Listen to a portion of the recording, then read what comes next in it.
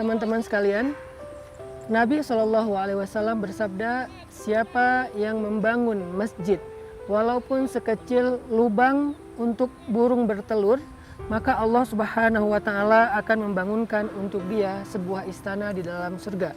Hadis riwayat Ibnu Majah. Di dalam riwayat yang lain, Nabi juga bersabda, siapa yang membangun masjid karena Allah Subhanahu wa Ta'ala, maka Allah akan membangunkan baginya satu bangunan yang istimewa seperti itu di dalam surga. Hadis riwayat Bukhari dan Muslim. Saya pengen ngajak kepada teman-teman semuanya untuk menyiapkan sebuah properti, aset yang istimewa untuk kita di surga.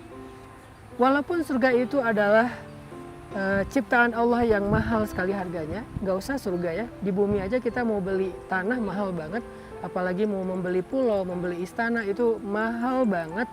Tapi ternyata walaupun surga itu lebih mahal, Allah murahkan untuk hambanya karena Allah itu maha pemurah.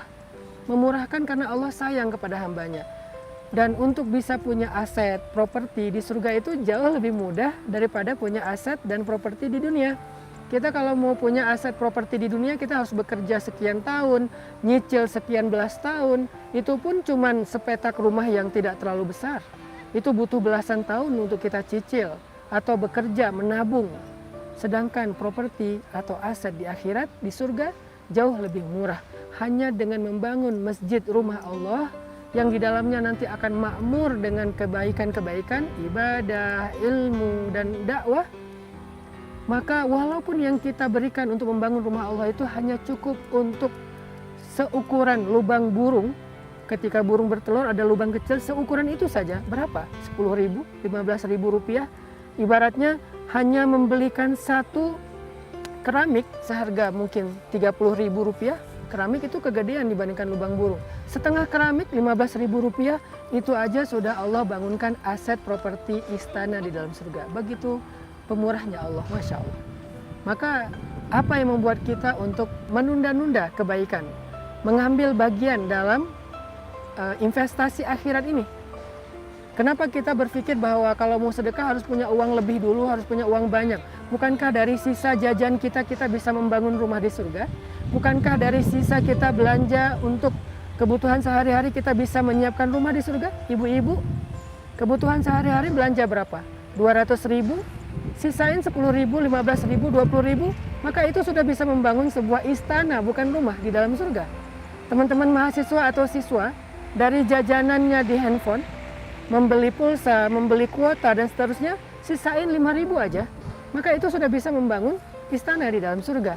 Buat kita yang biasa belanja di luar atau jalan, uang parkir kita berapa? 2.000, 5.000, sama dengan harga parkir untuk membeli sebuah istana di surga.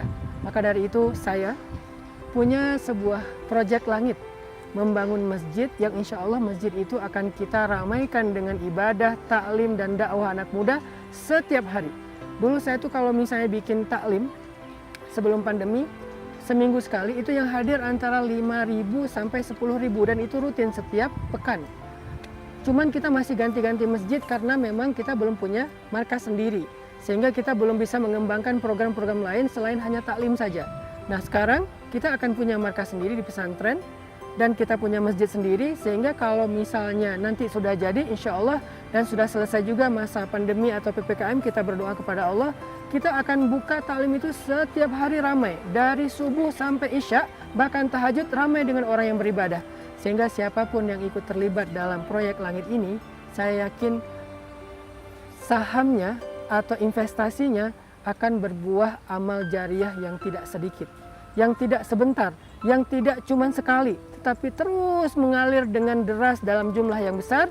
Semakmur kegiatan yang ada di masjid pesantren, maka lebih makmur lagi nanti pahala jariah yang akan mengalir buat teman-teman semuanya.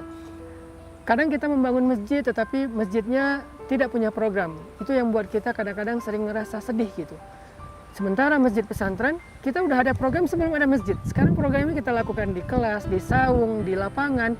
Tapi begitu ada masjid, insya Allah saya sangat optimis masjid ini akan makmur dengan orang-orang yang membaca Al-Quran, sholat tahajud, zikir.